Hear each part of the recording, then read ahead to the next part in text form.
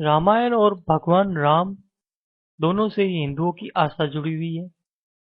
लेकिन अक्सर ये सवाल उठते रहे हैं कि क्या सच में भगवान राम का इस धरती पर जन्म हुआ था? क्या राम, रावण और हनुमान थे? हम उनको तो किसी के सामने नहीं ला सकते, लेकिन उनके अस्तित्व के प्रमाण को आपके सामने ला सकते हैं।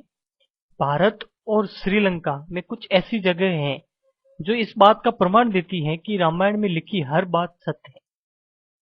हाँ, ऐतिहासिक साक्ष्य नहीं होने के कारण कुछ लोग जहां इसे नकारते हैं, वहीं कुछ इसे सत्य मानते हैं।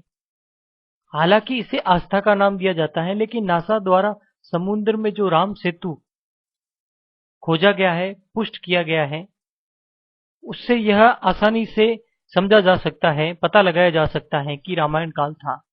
रामायण को आज के जमाने के कई लोग शक की निगाह से देखते हैं। कई लोग हिंदू धर्म के गौरवशाली इतिहास को झुठलाने की भी कोशिश करते हैं। और तो और यहाँ तक कि आज का हिंदू युवा भी पौराणिक कथाओं को संदेह की दृष्टि से देखता है। वहीं दूसरे दूसरे देशों के वैज्ञानिक इस रामायण और महाभारत को पढ़ पढ़ के कई चीजें खोज रहे हैं, उसमें खोजबीन कर रहे हैं।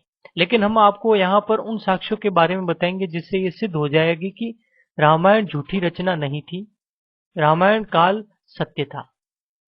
इसमें सबसे पहले है रामायण कालीन 4 हवाई अड्डे। जी हाँ दोस्तों, रामायण कालीन रावण के 4 हवाई अड्डों की खोज करने का दावा किया है श्रीलंका की अनुसंधान कमेटी ने, और उस कमेटी का नाम है रामायण अनुसंधान कमेटी। यह कमेटी पिछले 9 वर्षों में श्रीलंका का कोना कोना छान रही थी, जिसके तहत कई छोटे मोटे अवशेष और जानकारियां भी मिली, परंतु पिछले 4 सालों में लंका के दुर्गम स्थानों में खोज के दौरान रावण के 4 हवाई अड्डे हाथ लगे हैं। कमेटी के अध्यक्ष, जो कि जिनका नाम है अशोक केत, उनका कहना है कि रामायण में वर्णित लंका वास्तव में श्रीलंका ही है, और जहां उसानगोड़ा, गुरुलोपोथा, तोतुपोलकंदा और वरियापोला नामक 4 हवाई अड्डे मिले हैं। उसानगोड़ा रावण का निजी हवाई अड्डा था तथा यहाँ का रनवे लाल रंग का है। इसके आसपास की जमीन कहीं काली तो हरी घास है। जब हनुमान जी सीता जी की खोज में लंका गए थे तो वहां से लौटते समय उन्होंने रावण के निजी उसानगोड़ा को नष्ट कर दिया था। आगे केत ने बताया कि अब तक उनकी टीम ने लंका के 50 दुर्गम स्थानों की खोज की है। इसमें पूर्व पंजाब के अशोक केत सन 2004 में लंका में स्थित अशोक वाटिका खोजने के कारण सुर्खियों में आए थे। तत्पश्चात श्रीलंका सरकार ने 2007 में श्री रामायण अनुसंधान कमेटी का गठन किया तथा कैथ को इसका अध्यक्ष पद पर नियुक्त किया था, अध्यक्ष बनाया गया था। अगला सबूत है पानी में तैरने वाले पत्थर। राम सेतु एक ऐसा पुल था जिसके पत्थर पानी में तैरते थे, और पानी में तैरने के कारण ही उस पुल का निर्माण किया गया था। सुनामी के बाद जब रामेश्वरम में कुछ उस पुल में से पत्थर बाहर जमीन पर आ गए थे, तो शोधकर्ताओं ने जब उसे दोबारा पानी में फेंका तो वो तैर रहे थे, वो तैरने लगे, जबकि वहां के किसी और आम पत्थर को पानी में फेंकने पर वो पत्थर डूब गया था। तो इस बात से भी यह बहुत बड़ा सबूत मिलता है कि रामायण काल एकदम सत्य था। अगला सबूत है राम सेतु।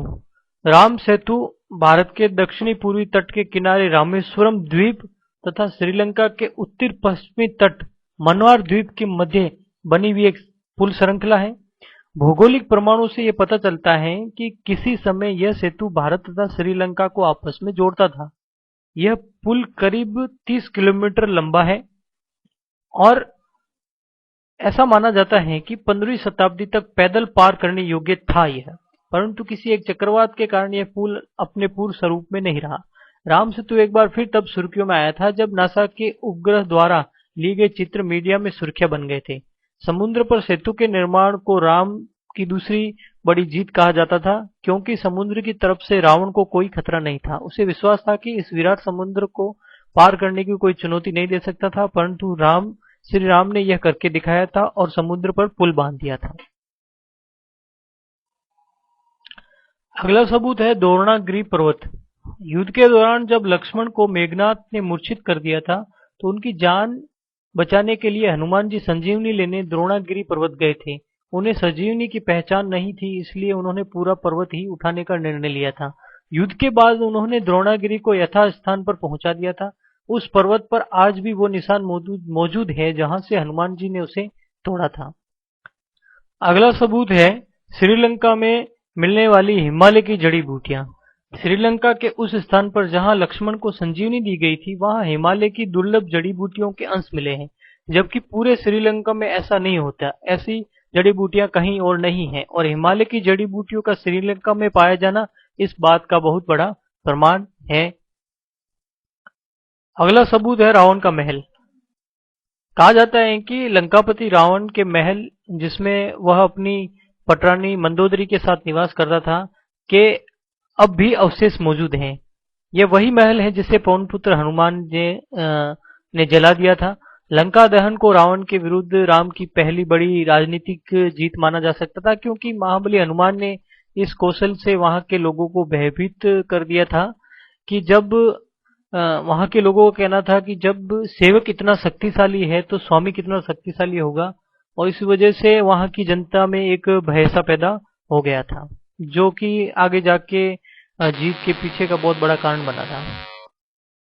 अगला सबूत है सुग्रीव गुफा। रामायण के अनुसार वानरराज बाली ने दूधंभी नामक राक्षस को मारकर उसका शरीर दूर फेंक दिया था, जिसकी वजह से उसके राक्षस के खून के रक्त के कुछ धब्बे जो है वह मातंग ऋषि के आश्रम पे गिरे थे, जिससे ऋषि ने आवेश में आकर बाली को यह श्राप दे दिया था कि वह कभी भी ऋषिमुख पर्वत के क्षेत्र में नहीं आ सकता। अगर यदि वहां आया तो उसकी मृत्यु हो जाएगी। यह बात उसके छोटे भाई सुग्रीव को ज्ञात थी, और इसी कारण से जब बाली ने उसे प्रताड़ित किया, उसे राज्य से बाहर किया था, तब सुग्रीव जो है इसी पर्वत पर अपना आकर कुछ मंत्रियों के साथ समय बिताने लगा था, निवास करने लगा था। अगला सबूत है अशोक वाटिका। अशोक वाटिका लंका में स्थित थी, जहां रावण ने सीता माता का हरण करने के पश्चात उनको बंधक बनाकर यहाँ रखा था। ऐसा माना जाता है कि अलिया पर्वतीय क्षेत्र की एक गुफा में सीता माता को रखा गया था, जिसे सीता अलिया नाम से जाना जाता है। यहाँ सीता माता का मंदिर, एक मंदिर भी है।